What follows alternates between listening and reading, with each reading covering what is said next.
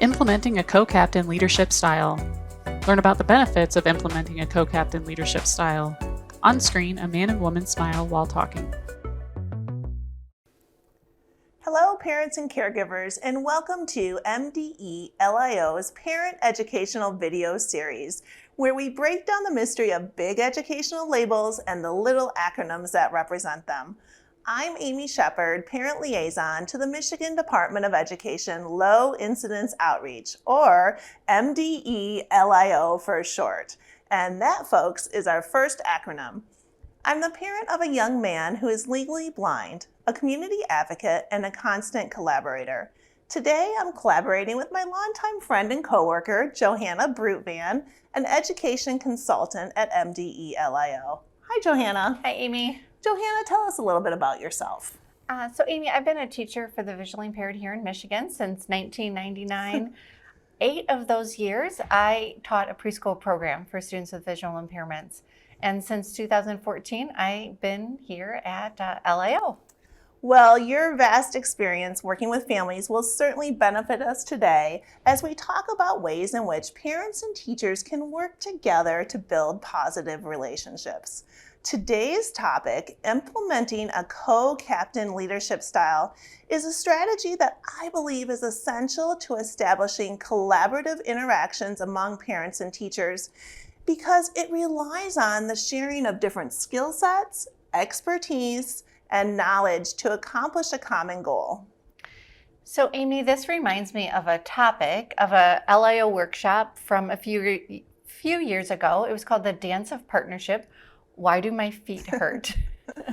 And the focus of the presentation was that each professional and parent contributes to the understanding of the child. We all have unique contributions that can evolve and build upon another as we offer differing sides and perspectives about the child. And each of our contributions is critical. So important. Parents have insider knowledge about how their child performs at home and in the community. They know their child's likes and dislikes, their strengths and their challenges. They know their child's triggers and their motivators. And understanding them can help the team develop a shared vision for their child's education. I'm going to show a slide here.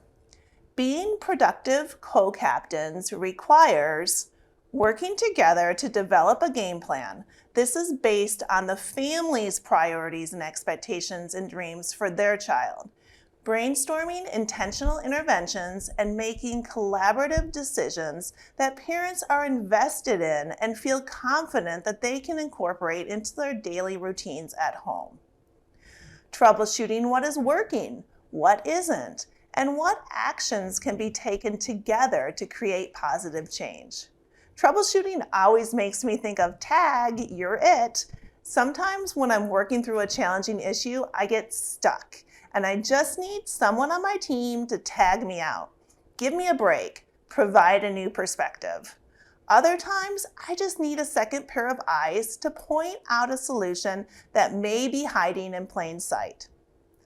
And last but not least, being willing to compromise and ask for help when you realize that you don't have all the answers. While parents and teachers are both experts in their own rights, no one has all the answers all the time. Sometimes the solution isn't obvious, and you need to be willing to discuss alternative approaches to find a solution that everyone can live with.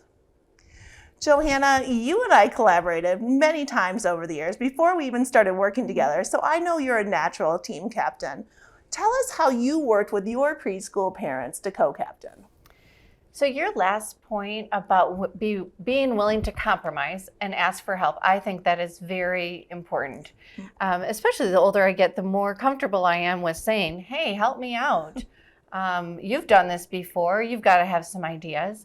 Now, I do think it's a little bit more intimidating when you're asking parents that versus a coworker, because you're supposed to be the expert. But when you do go to parents and say, hey, help me out, what do you think? It does a few things, in my opinion. One, it really gives you some insight into what's working for them at home. And maybe you can transfer some of their success at home to school.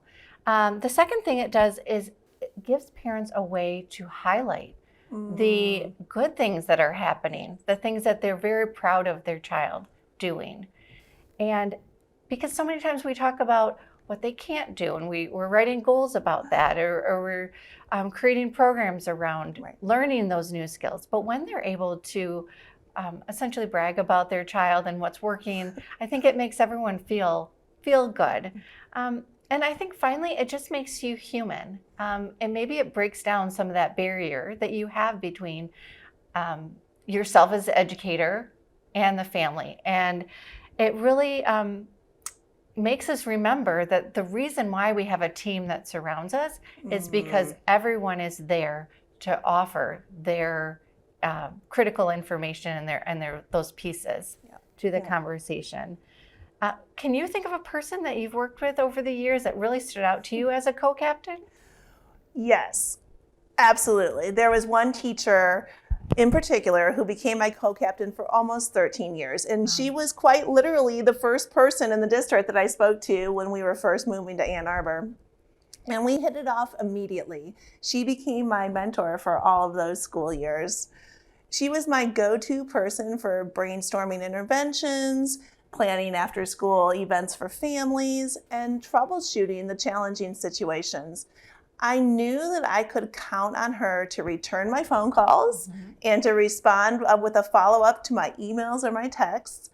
And we always met in person before every IEP to talk about the strengths, future needs, and any potential goals, which meant that when we went into that IEP meeting, we were always on the same page. So I knew that I could count on her to speak up for me in those tense conversations when I couldn't find my own voice.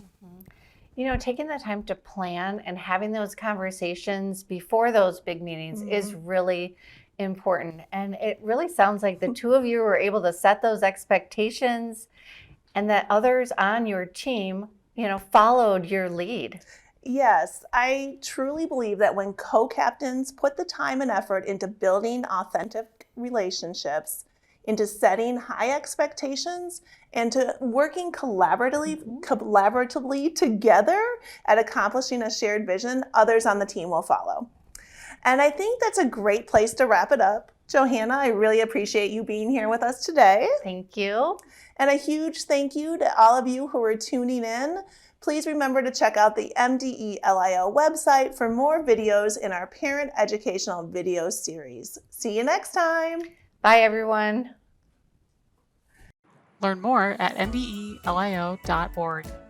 Find more videos, get resources, and learn how MDELIO can support you.